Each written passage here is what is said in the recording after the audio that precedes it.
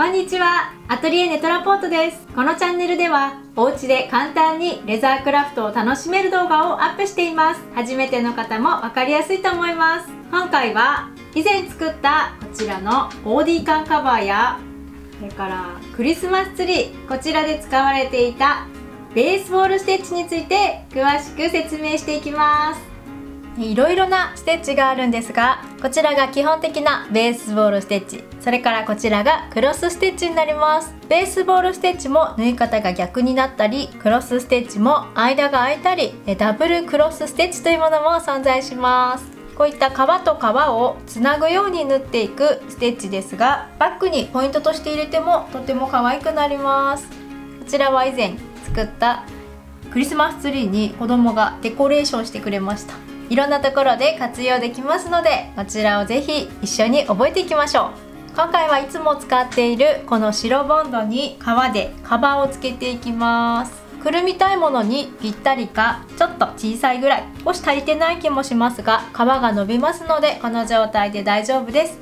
では今回はこれで作っていきます。まず下準備として両脇に穴を開けていきます。穴を開ける際はディバイダーで両脇に線を引いていきます。一つ注意したいのが、端から端まで線を描いてしまうと一番上は縫わないところがあるので線がはみ出て見えてしまいます。なのでなんとなく一目ぐらいここは開けて、最後も一目ぐらい開けて終わりにしてください。反対側も一緒です。一目開けたところから一目開けたところまで線を引きます。では穴を開けていきます。今回は 5mm の締め打ちを使っていきます。端から開けすぎてしまうと皮が切れてしまうので、この一目分開けていきます。ここからスタートです。反対側も一目で終われるように調整をかけていきます。片側に開いたらこの数と同じ数だけ反対側にも開けていきます。穴の数が違うと縫い目が斜めにずれてしまったり、穴が足りなくなってしまいます。今回はこちらに10個穴が開いています。こう縫っていきます。同じ高さのところに穴が欲しいので、今度はこう開けていきます。端から同じ間隔で穴を開けていきます。数が同じになるかどうか数えてください。同じ幅で切ってるはずなので、同じように開ければ同じ数の同じ高さの穴が開きます。はい、準備ができました。それでは糸を取っていきます。糸の長さなんですが、先ほどのサンプル、これは10センチの長さで、糸は縫う距離の7倍取っています。少し余ってしっかり引っ張れるちょうどいい長さです。今回かなり短いです。半分ぐらいの長さになっています。針はつけた後、糸を少し折り返して余分に使うので、今回はこの長さ、距離が短いので10倍取っていきます。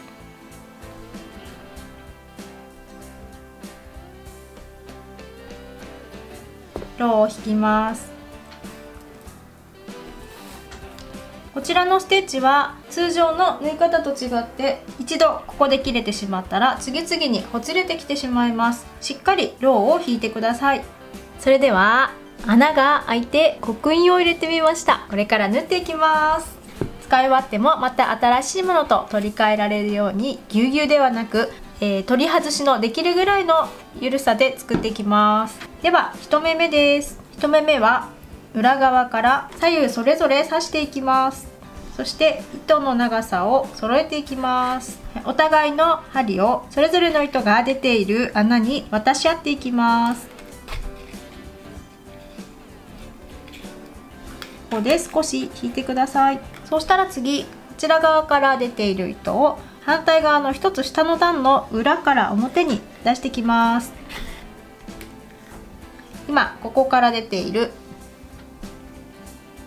この穴から出ている糸も反対側の一つ下の段裏から表に出していきます。後ろで糸がクロスしている状態です。そうしたらここから順番を決めて縫っていきます。私は右を最初に入れていきます。右を最初に進むので、反対側の一つ下の穴から裏側から表に出していきます。反対側の1つ下の裏から表です。左右の順番を必ず決めて順番に縫うと綺麗な縫い目が出来上がります。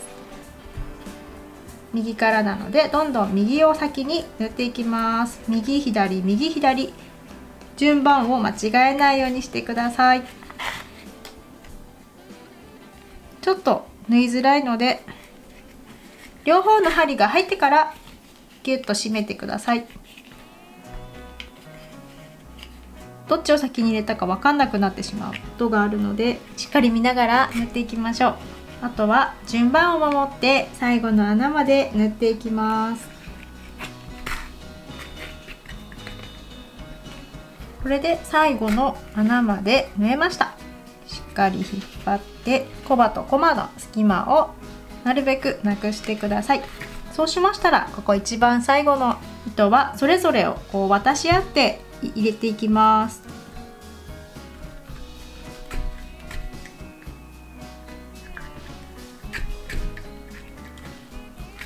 糸がここで二重になって裏側に2本出ています。これを肩結びしていきます。しっかり根元のところで縛ってください。少し離れたところで縛るとこの縫い目が緩んできてしまいます。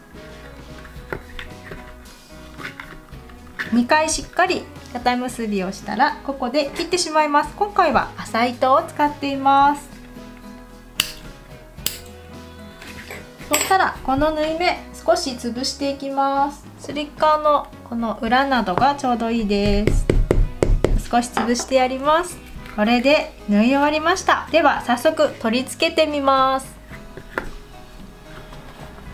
大丈夫ですね。少し余裕があるので新しいボンドに変えた時にも取り替えができます。こんな感じでステッチが入って刻印も入っているのでポイントになってきます。ちょっとかっこよくいろいろカスタムできそうです。いかがでしたか？ベースボールステッチについての解説でしたが、またクロスステッチなどいろんな縫い方を紹介していきます。今回、2本の針で縫いましたが1本の針で縫い方もありますので、こちらもまたいつかご紹介できたらと思います。いろんなものこう包めるかなと想像して身近にあるものもいろいろ包んでみたくなってしまうので、皆さんもぜひぜひこちらをやって、生活に革を取り入れてみてください。動画の方気に入ってくださいましたらいいねボタン、チャンネル登録よろしくお願いします。またお会いしましょう。